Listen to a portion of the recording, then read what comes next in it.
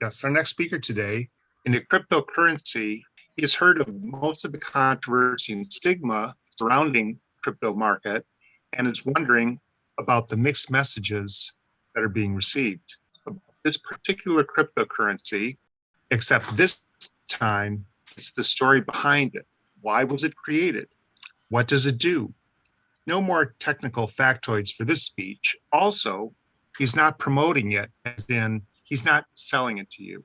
It's just the story behind the mission of ODUWA Coin. His speech is going to be 6 to 8 minutes, and the title is ODUWA, Africa's Black Dollar. Please welcome.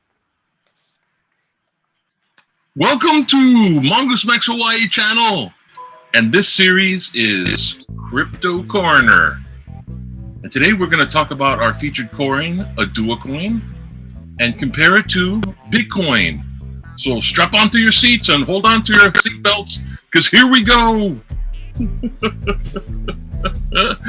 No, full stop. I'm not going there. I could just see everybody going, oh no, here's another cryptocurrency speech and all this techno going, and here's the car salesman approach. He's gonna sell me something. I just thought of this question. Let me just ask this question, and I just thought of it. How many people, raise your hand, if you own any cryptocurrency? Did I see a hand? Anybody? Wow, no one. I don't know where I'm at. Anyways. There's a couple hands there. Okay. And I did in the past. Okay. But foolishly sold. I don't see all the thumbnails. Well, let me. Okay. So this is actually the story of ODUWA Coin. I'm not trying to sell it to you. I'm not trying to like bash you with a bunch of information. Here we go. What is ODUWA Coin? What's this name, ODUWA? It's a very interesting name. And where does it come from? Just what does it do? What is its story?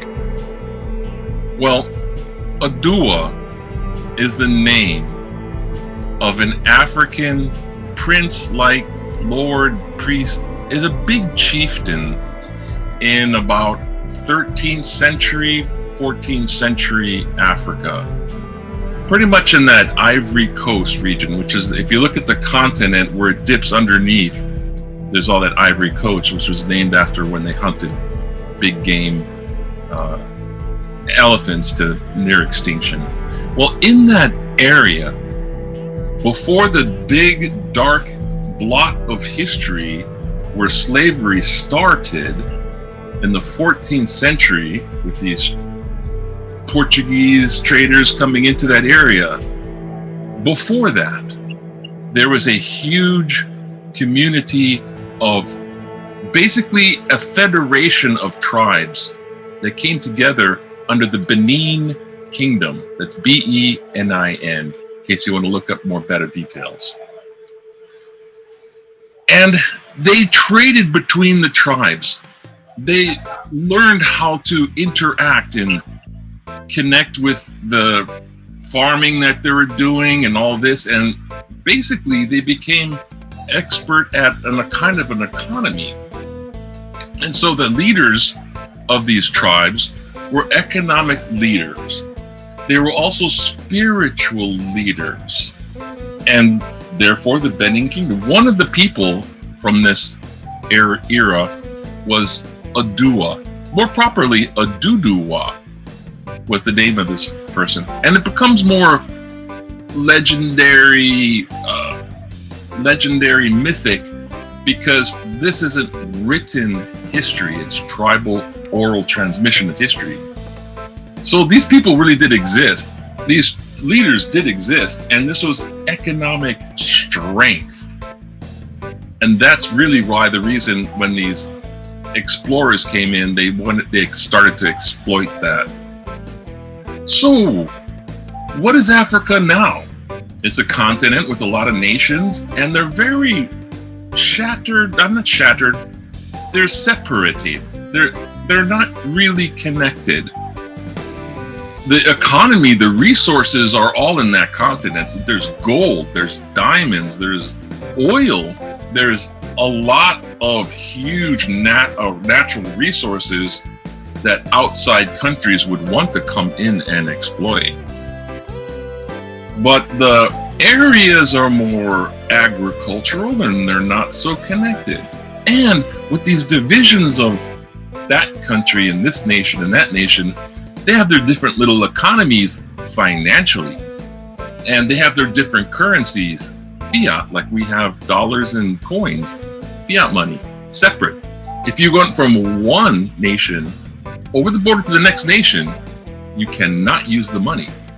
So you have to kind of do a exchange, and not many people do that exchange or do it very well. So you're bound to get ripped off. There's robbers, there's thieves, pirates, and it just gets a little bit where the common African people are not able to rise above a economic level of agriculture, farming their own farm and trying to have their own little bag of money. So what is the mission of ODUWA Coin? Well, its core mission, which is not exclusive, but its core mission is for the African people. It is for what they call financial inclusion. So for one nation if they want to travel over a border to another one, the ODUWA Coin just dissolves that barrier. Their currency can be exchanged within their little mobile wallet on their mobile phone. So they're just taking their mobile phone with an ODUWA Pay app and going, hey, now I can buy with ODUWA Coin in this country. It breaks down barriers so these people can trade with those people, and it strengthens what the Benin Kingdom was, a powerful economic force for the African people. Now, it's not exclusive. It's open to anybody, but first they want to onboard people, African Americans in the US, because poverty is the bringer of a lot of social ills. And when they're able to come up financially being included, it is a great, inclusion. And so ODUWA Coin is basically built like Bitcoin. So you know those people that bought Bitcoin at 10 cents and now they're billionaires or whatever they are? Well, this person and a group of people designed this coin to be just the same thing. It's a repeat, and it has no fees. Bitcoin has fees. And also, there's one more thing. If you have problems with your Bitcoin, you gonna call someone up on the phone? No, you cannot. ODUWA Coin? Yeah, there's groups of people that come together. It's a collection, it's a movement. It's kind of like a social movement going on. And that's the story of ODUWA Coin.